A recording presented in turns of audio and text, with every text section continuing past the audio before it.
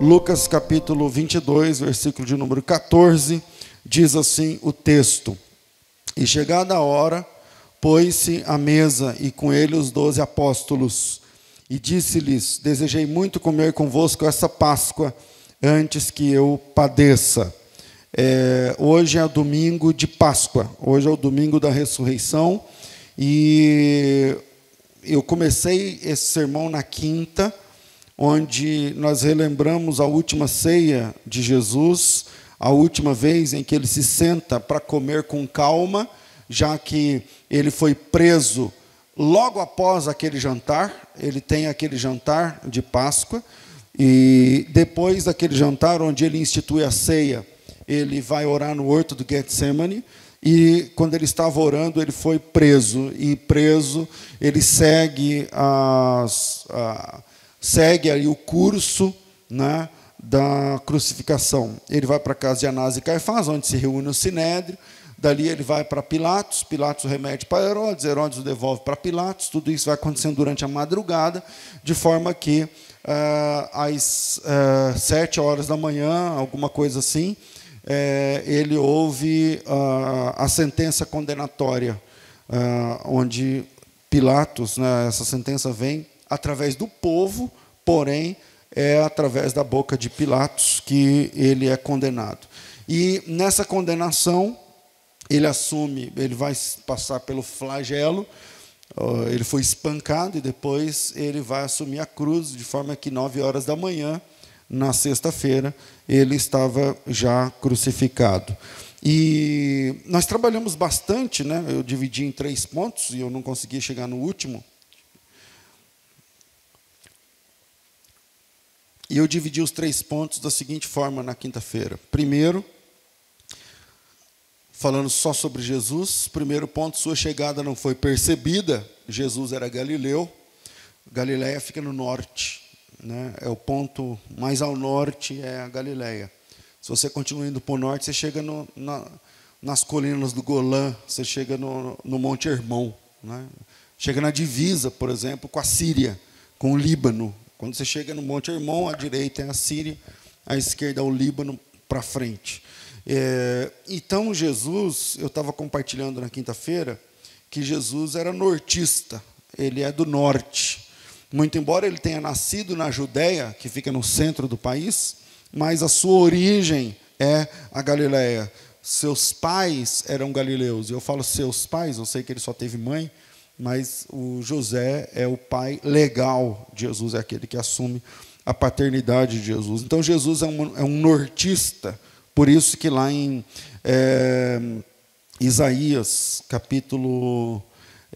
deixa eu me procurar aqui no meu... 9, obrigado. Isaías, capítulo 9, que nós citamos na quinta-feira, está dizendo que ele firmou a sua casa no norte, num ermo solitário, num lugar cheio de trevas, ali nas terras que pertenceram a Naftali e Zebulon, terras desprezadas, lugar de pescadores. E o nome que vai pegar na época de Jesus é o nome Cafarnaum, que a gente chama em português Cafarnaum, que é esse lugar de pescadores, onde Jesus estabelece a sua casa. E quando eu digo sua chegada não foi percebida, Jesus é um rei que nasceu sem um palácio. Na época, os reis faziam festa, decretavam feriado. Quando Jesus nasceu, não teve nada disso daí. Não teve festa, não teve feriado, foi um dia normal, e o nascimento de Jesus não foi percebido. Para fugir da busca implacável de Herodes pelo Messias, Jesus foi, entendam-me, eu vou abrir aspas, contrabandeado da Galileia do norte para a Judéia, onde ele nasceu, dentro do ventre de Maria. Assim sendo, o útero de Maria foi o último santo dos santos antes da encarnação de Jesus Cristo. Foi o lugar onde abrigou a presença máxima de Deus. Nascido, ele foi perseguido, e no segundo ponto eu disse que a sua vida não foi ortodoxa. E como dizer isso sem chocar, quando eu estou dizendo que a vida de Jesus não foi ortodoxa, que ele não viveu como um religioso. Nós não temos noção de Jesus usando talit, nós não temos uma ideia de Jesus usando tefilim, nós não temos, que são aqueles apetrechos que os judeus usam no braço, na testa. Nós não vemos Jesus com nenhum desses tipos de apetrechos, pelo contrário, Jesus era chamado de amigo dos pecadores. Ele recebia pecadores, ele visitava pecadores com frequência, ele comia com pecadores, ele aceitava convite de pecadores, ele sentava com pecadores, ele conversava com pecadores, ele convivia com pecadores, e quando alguém perguntasse por quê, ele dizia que os sãos não precisam de médicos, mas quem precisavam eram os doentes. Jesus não se importou com a religião dos homens. E aí, na quinta-feira, eu tracei um paralelo entre o que está na Bíblia e entre a religião dos homens, né? Que Jesus não quebrou nenhum mandamento, porém não deu a mínima para a religião dos homens, aquilo que os próprios homens desenvolvem, como tem na nossa época. Na nossa época também tem a religião e a religião dos homens. Na religião dos homens tem lugar que não pode bater palma, tem lugar que não pode usar tal tipo de roupa, tem lugar... Isso é religião de homens. Tem lugar onde o homem tem que ficar sem barba, tem lugar onde se o homem tiver um bigode é pecado, tem lugar que... Enfim, essas coisas estão dentro do pacote da religião dos homens, tá? Religião dos homens, e não doutrina de Deus. E Jesus não ligou para nada disso daí e quebrou o protocolo algumas vezes. Por exemplo, em Lucas 7,36, ele aceita ser tocado por uma prostituta, e não apenas tocado, ela lava os pés de Jesus com as lágrimas, enxuga os pés de Jesus com os seus cabelos. Ele conversa com uma divorciada. Em João capítulo 4, a mulher tinha sido divorciada por 5 vezes. Ele cura num sábado, em João capítulo 5, versículo 18. Também em Mateus capítulo 12, versículo 9. Ele toca numa menina morta, em Marcos capítulo 5. Ele esteve no cemitério gentio em Gadara. Inclusive teve contato com os criadores de porcos. E tudo isso que eu estou falando era proibido dentro da regra humana. É proibido dentro da leitura rabínica da lei. Ele não podia estar num ambiente onde tem porco, ele não podia estar num cemitério gentio, ou gentílico, como querem, quem quer um jeito mais bíblico. Jesus, ele não apenas esteve nesse cemitério, mas no mesmo dia, ele esteve no cemitério, restaurando lá, expulsando o demônio do gadareno, lançou os demônios sobre os porcos. Então tem cemitério, porcos, numa mesma ambiência, por assim dizer. Lida com os porqueiros, com os caras que apacentavam, por assim dizer, os porcos, e ele sai dali e vai para a casa de Jairo, que é o principal da sinagoga, sem tomar banho, sem rito, sem ritual de lavagens de purificação, sem nada disso. E no meio do caminho, para piorar, ele ainda é tocado por uma mulher que tem um ciclo menstrual, que fazia dessa mulher uma mulher imunda. Eu sei que o nome é feio, é pesado, né? Uma mulher imunda, mas é assim que a Bíblia chama, ou pelo menos impura, para ficar menos chocante, mas a palavra hebraica ali tem a ver com imundície. Então a mulher era de fato imunda, religiosamente falando, e Jesus aceita o toque dessa mulher imunda. Ele cura a menina que está morta, tocando na menina. No Mateus capítulo 8, ele toca em um leproso. Por 2 vezes no Evangelho, ele passa por dentro de Samaria. Que mais? Ele perdoa um adultério sem que a adúltera pedisse perdão. Enfim, Jesus, ele aceita ser tocado por imundos. E isso é uma notícia boa para mim.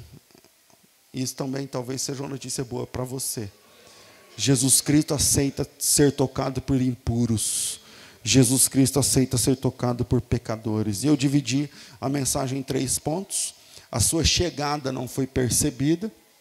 A sua vida não foi ortodoxa. E terceiro, a sua morte não foi um acidente.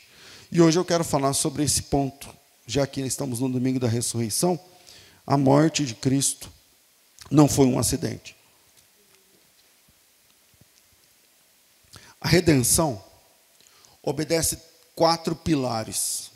A redenção obedece 4 pilares. A palavra redenção em si significa recomprar. E essa recompra, ela obedece 4 pilares, 4 pontos cardeais, 4 pontos extremamente importantes. E são eles: a encarnação. Sem a encarnação não podia ter redenção. A paixão, e quando eu digo paixão, leia-se sofrimento, o sofrimento de Cristo. A morte e a ressurreição. Esses são os 4 pilares da redenção: encarnação, paixão, morte e ressurreição. Ou encarnação, sofrimento, morte e ressurreição. E eu vou tentar compartilhar com você por que cada um desses pilares é, de fato, importante, a começar pela encarnação. Por que é que Jesus teve de encarnar? Para isso, eu vou ler 2 ou 3 textos com vocês, um no Antigo e 2 no Novo Testamento, não, melhor, 2 no Antigo e 1 no Novo Testamento, e tentar compartilhar com você um problema de tradução bíblica para o português. Vou tentar, não sei se vou conseguir, porque é uma questão muito técnica, mas eu começo com Êxodo capítulo 21. Abra sua Bíblia em Êxodo capítulo 21 e vamos crescer na fé, na graça e no conhecimento em nome de Jesus. Êxodo 21 é o seguinte: é o Senhor falando com Moisés a respeito das leis escravagistas. E aí você fala: o que isso tem a ver com a encarnação de Cristo, pastor? Vamos entender.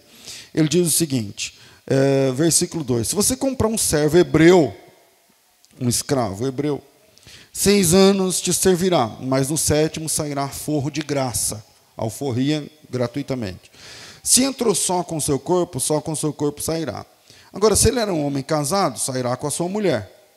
Se o seu senhor lhe houver dado mulher, e ela lhe houver lhe dado filhos e filhas, a mulher e seus filhos serão do seu senhor, e ele sairá com o corpo só.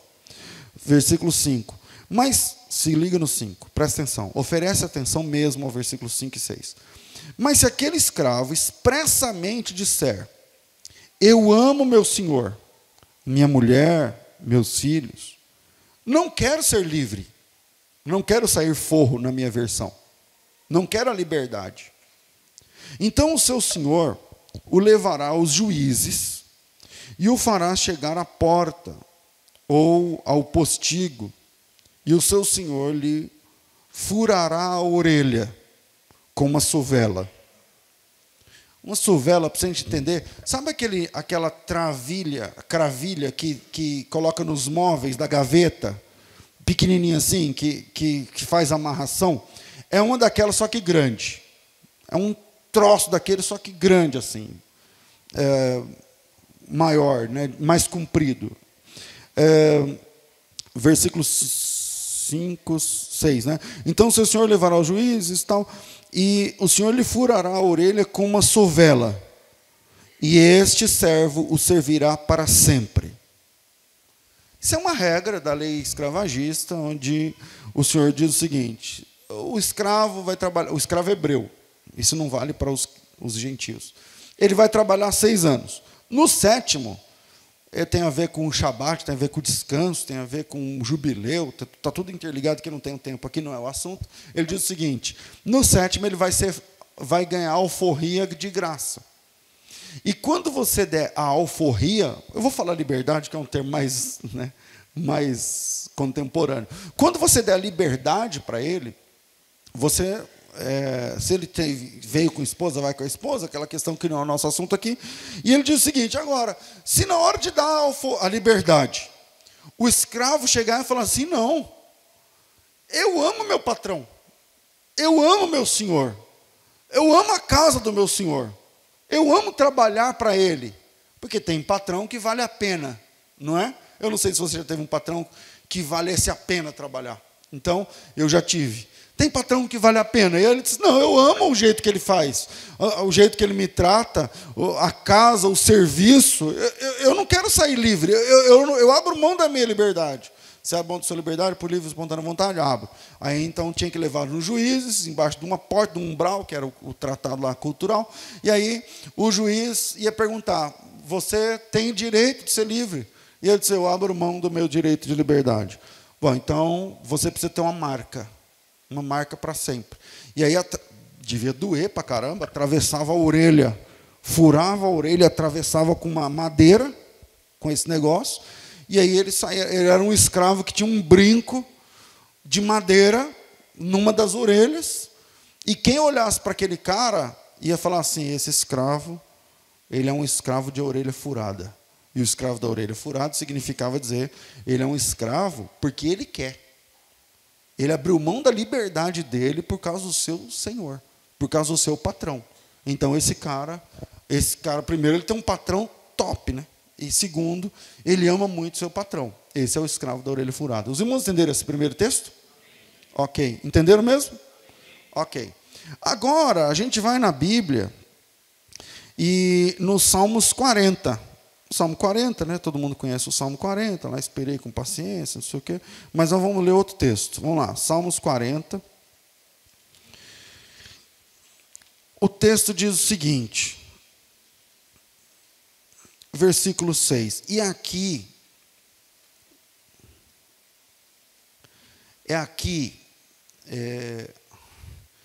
é por isso que eu estou com essa Bíblia aqui hoje. Essa Bíblia aqui é da década de 50. Eu tenho muitas Bíblias, como vocês sabem, né? Mas é porque raramente vai ter uma Bíblia como é nessa tradução agora no meio de vocês aí.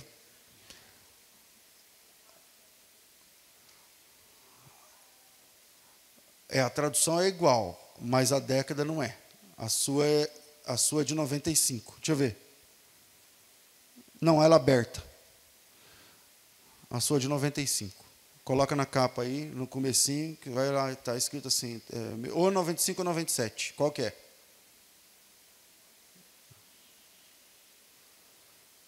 Pode ser 2003, mas...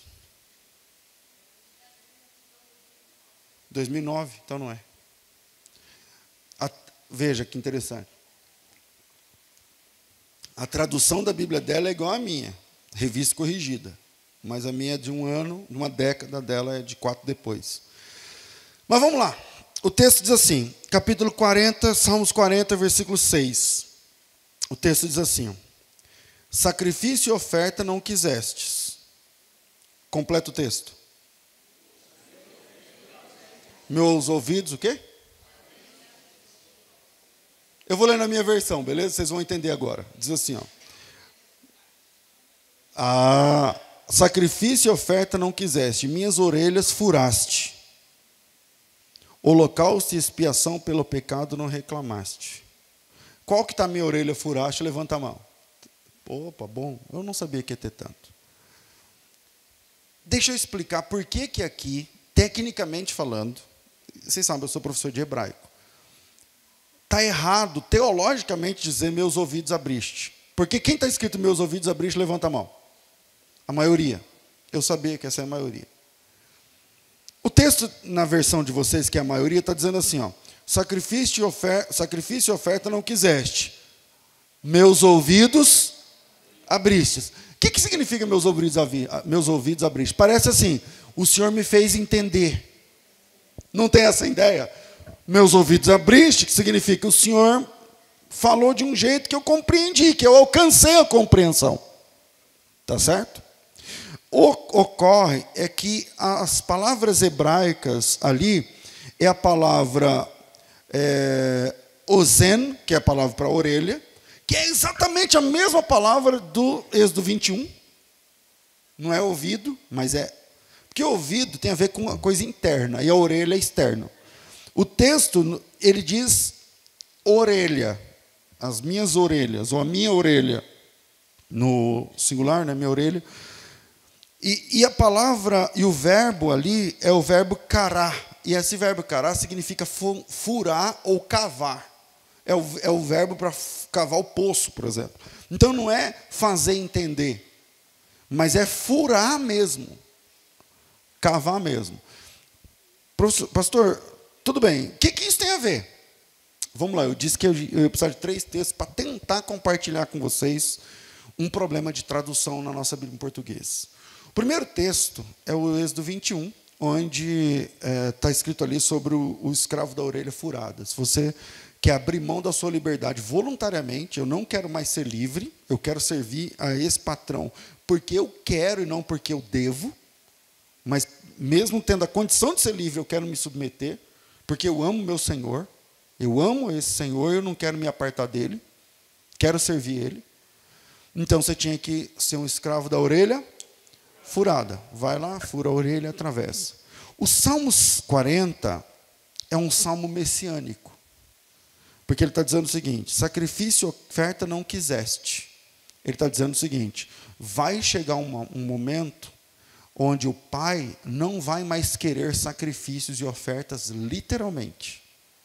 Nas 70 semanas de Daniel, a Bíblia diz que chegaria um momento onde ele daria fim aos sacrifícios diários, onde ele acabaria com os sacrifícios. E esse momento vai culminar com o lance da orelha furada. Presta atenção no versículo 6, Salmos 40. Sacrifício e oferta não quisestes, minhas orelhas furaste, holocausto e expiação pelo pecado não reclamaste. Então disse: eis aqui venho, no rolo do livro está escrito a meu respeito, deleito-me em fazer tua vontade, ó meu Deus. Olha o lance do escravo da orelha furada. Deleito-me em fazer a tua vontade, ó Deus. Sim, a tua lei está dentro do meu coração. E o último texto dos 3, que eu disse que eu ia tentar, eu acho que está dando certo, é Hebreus capítulo 10. Então, sem tirar os Salmos 40, se você conseguir, vai lá em Hebreus capítulo 10. Deixa eu ver se eu consigo aqui marcar. Vai lá em Hebreus capítulo 10. E lá em Hebreus capítulo 10, está escrito assim: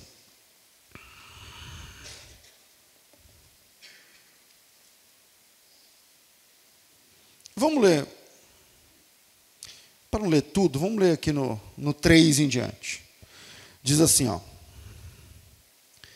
nestes sacrifícios, porém, cada ano se faz comemoração de pecados. Ele está falando da oblação, dos sacrifícios do Antigo Testamento. Versículo 4. Presta atenção. Mais atenção. Porque é impossível que o sangue dos touros e dos bodes tire pecados. É impossível que o sangue de touros e bodes tire pecados. Pelo que, entrando no mundo, como é que Jesus entrou no mundo? Através de Maria, na encarnação. Jesus entra no mundo ao encarnar. Está certo ou não? Pelo que diz, cadê?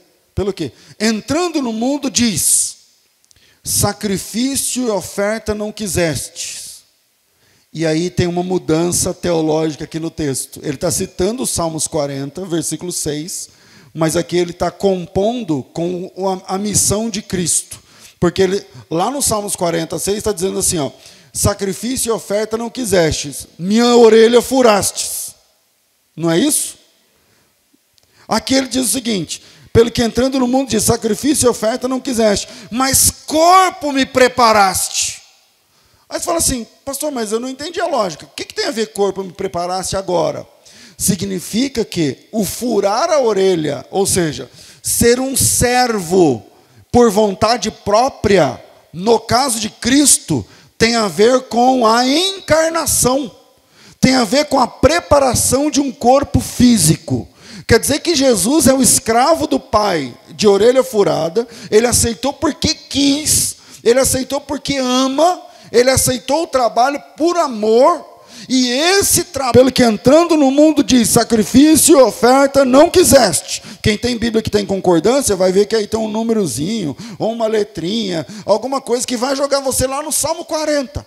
Não tem saída, é Salmo 40 também. E aí ele diz o seguinte: mas sacrifício e oferta não quiseste, corpo me preparastes, holocaustos e oblações pelo pecado não te agradam. Então disse: eis aqui vem holocaustos e oblações pelo pecado não quisestes, nem te agradam, os quais se oferecem segundo a lei. Então, versículo 9, então disse: eis estabelecer o segundo, no qual, ou na qual vontade temos sido santificados pela oblação do corpo de Jesus, feita uma única vez. Isso aqui que eu estou tentando compartilhar com você é alta teologia. Onde Jesus, ou seja, um dos 4 pilares da redenção, o primeiro pilar é a encarnação. E Jesus, ao encarnar, ele é o servo de orelha furada.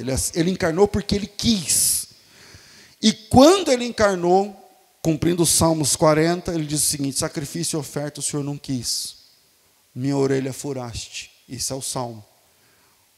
Hebreus capítulo 10, sacrifício e ofertas o Senhor não quis, corpo me preparar. Ei, porque eu quis. Esse é o servo de orelha furada. Então, o primeiro dos 4 pilares da redenção tem a ver com a encarnação. Pastor, por que é que Jesus teve de encarnar? Era o pecador. Adão. Adão tinha natureza humana, mas o Adão tinha cometido pecado antes desse? Não. Então nós temos um pecador de primeira viagem, que é o Adão, que nunca tinha pecado antes, e esse vai ser o primeiro pecado lá em Gênesis. Então, a natureza do pecador era humana, mas a natureza do pagar essa conta devia ser com alguém cuja natureza fosse humana, porém cuja dignidade fosse eterna. E para pagar essa fatura, natureza humana, porém também divina, porque a natureza do ofensor é humana, mas a natureza da ofensa não é humana. Ele rompeu com Deus que não é humano. Então, para pagar essa conta, tinha que ser alguém que acarretasse sobre si as 2 naturezas. Jesus, 100% Deus, ao encarnar, se torna também 100% homem. Jesus é Deus, tem natureza divina, mas ao encarnar ele assume também a natureza humana, e não tem conversa de 50-50, não tem essa ideia de 50-50. Jesus é completamente Deus, 100% Deus, mas ao encarnar ele se torna também completamente homem. Ele não é meio homem, Jesus é completamente homem. Então, o primeiro pilar da redenção tem a ver com a encarnação. Eu preciso entender que Jesus é 100% homem na encarnação e 100% Deus na sua divindade. Jesus nunca deixou de ser Deus. Pastor, mas lá na Bíblia, lá em Filipenses 2, não fala sobre ele deixou, o que ele deixou? Esvaziou a si mesmo. Ele se esvaziou de quê? Ele deixou a sua glória. Você pode deixar de ter o que você tem, mas você nunca consegue deixar de ser o que você é. Deixar de ter o que você tem é uma coisa, deixar de ser o que você é não dá, porque faz parte da sua essência, da sua natureza. Então, primeiro pilar da encarnação, Jesus se tornou homem. Então, o primeiro pilar da redenção tem a ver com a encarnação. Ele se torna homem. Amém, irmãos? Perguntas? Ninguém quer saber nada disso? Está tudo tranquilo? Resolveu? Ok. Segundo ponto da redenção: a paixão, o sofrimento. A paixão é um termo mais teológico, católico, eu concordo. É o sofrimento. Jesus, ele não poderia apenas morrer. Um infarto, né? Uma pedra caiu na cabeça dele, morreu dormindo, morreu de derrame, morreu de AVC. Não. Ele está lá pregando, pá, morreu. Não. Antes da morte, ele deveria sofrer. E aí você fala assim, pastor, mas por que sofrer? Assistir a paixão de Cristo? Dá uma ideia. Por que sofrer? E por que sofrer tanto e sendo inocente? No segundo pilar da redenção, reencarnação e depois paixão ou sofrimento, ele não poderia apenas morrer, mas ele deveria morrer como pior pecador. Você tem noção de que o dominador mundial à época era o Império Romano? Então, o maior de todos os impérios foi o romano. Então, nós somos resultado do Império Romano. Nossa língua é resultado do Império Romano, porque o português é filhotinho do latim, que é do Império Romano. Enfim, não temos tempo aqui. E aí, o grande império, que é o Império Romano, dominou o mundo, e a pena capital do Império Romano, ou seja, o pior pecador, a pior espécie de gente daquela época, morria como? Morria numa cruz. Passava por um flagelo romano, por exemplo, aquele que passava no filme do Mel Gibson, aquele chicote de couro com osso na ponta, aquilo é verdade. Aquilo lá chama flagrum, que você batia e puxava, vinha um pedaço de carne da pessoa. Jesus passou por tudo isso. Por quê? Porque esse é o tratamento que o pior vagabundo, o pior estuprador, o pior ladrão, o pior ordinário, o pior assassino, o homem mais covarde, o homem mais vil, o homem mais baixo, tinha que passar por aquilo. Eles falam assim, pastor, mas Jesus não era nada disso. É verdade. Mas a salvação de Cristo alcança esse tipo de gente. E ele teve de sofrer como pior pecador.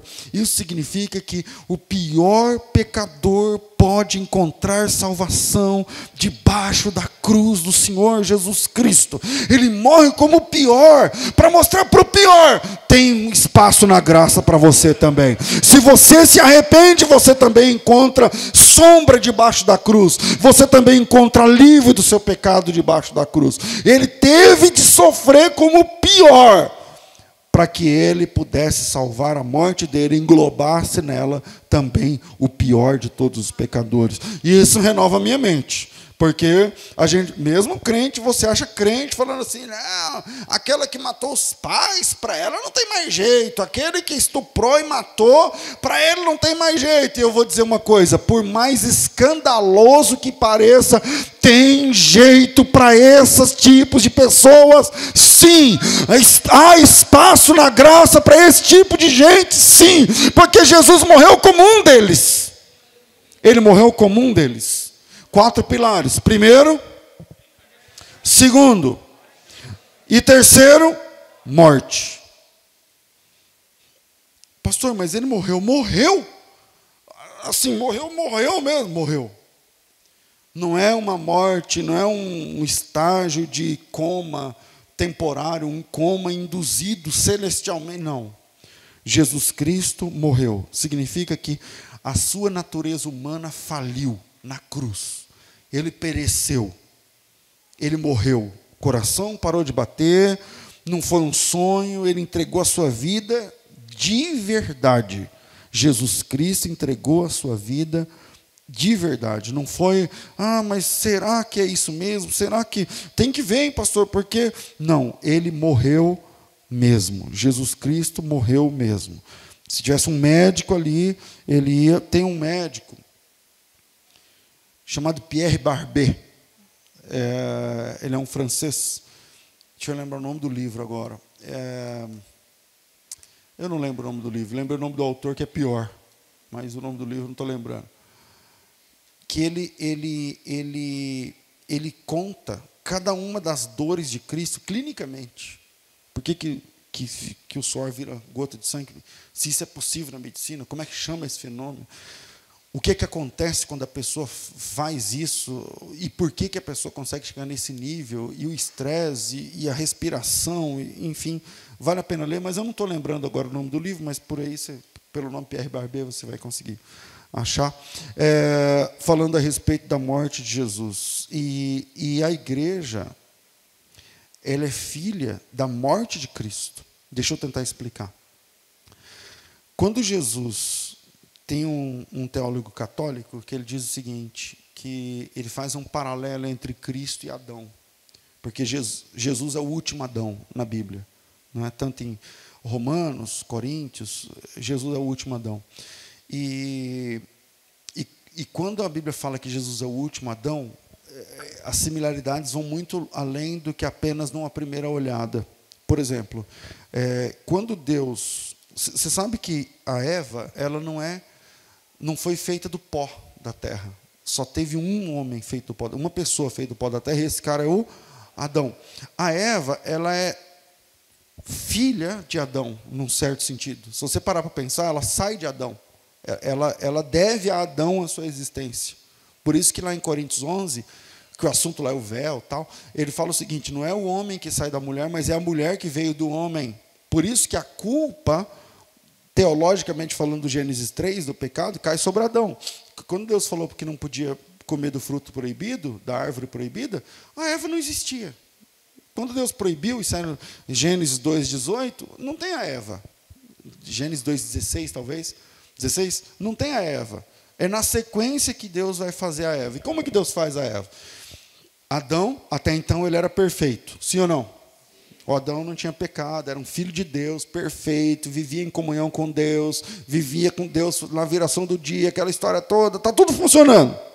E aí Deus faz com que Adão, seu filho perfeito, a palavra Adão significa homem, caísse num sono profundo. Um sono como se fosse um coma, né? Um sono muito profundo. Tão profundo que ele tira uma das costelas do homem e o homem não sente a dor ali na hora. E Deus fecha o lugar, enfim, vocês conhecem o texto. Então, quando Deus faz o Adão numa pedra, cair num sono profundo, e desse sono tira da sua costela, do seu lado, uma mulher, esse teólogo católico, ele diz o seguinte, ele fez uma alusão que eu não tinha visto antes, ele diz o seguinte, que assim como aconteceu com Adão, na cruz, Jesus, o Filho perfeito de Deus, Adão, filho perfeito, Jesus, filho perfeito. Adão sem pecado, Jesus sem pecado. Adão dorme um profundo sono e na cruz Jesus repousa no sono da morte. Quando ele dorme esse sono profundo da morte, vem o Longinos, vem o soldado e fura a costela de Jesus, e fura o lado de Jesus. E desse lado sai água com sangue. Uma alusão clara ao batismo e à ceia. E voltando lá no Gênesis, quando Deus mexe no lado de Adão, lhe provê a sua esposa, a Eva. Quando Jesus dorme esse profundo sono na cruz, Deus lhe provê a sua noiva, a igreja. Então a igreja nasce na morte de Cristo. A igreja nasce no pé da cruz. A igreja, e não que vai ser inaugurada no capítulo 10 dos Atos, com a conversão de Cornélio, de Deus. Parece que a igreja dos pagãos nasce. São 4 pontos da redenção. Primeiro, a encarnação. Segundo, a paixão. Primeira carta de Paulo aos Coríntios, capítulo 15, vale a pena você abrir comigo. Primeira carta de Paulo aos Coríntios, capítulo 15, versículo 51. Todos nós dormiremos, mas todos seremos transformados. Num momento, num abrir e fechar, e quando isto que é corruptível se revestir da incorruptibilidade, vou repetir o 54. O que é corruptível? Olha para o seu corpo. Olha para o seu corpo. Isso é corruptível. Isso é corruptível. Se revestir da incorruptibilidade, pastor, quando isso vai acontecer? Na ressurreição.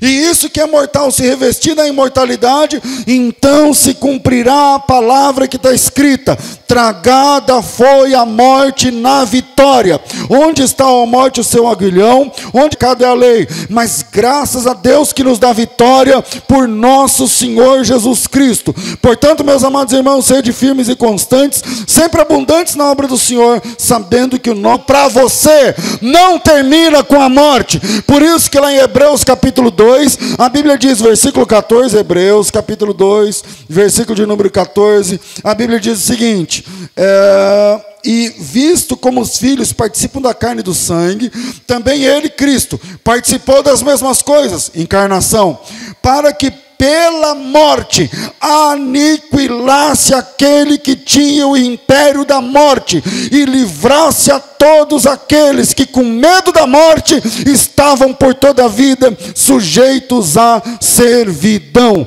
Ele dá a sua vida para tornar a tomar novamente a ressurreição. Nada mais é um problema. Deixa eu responder de novo.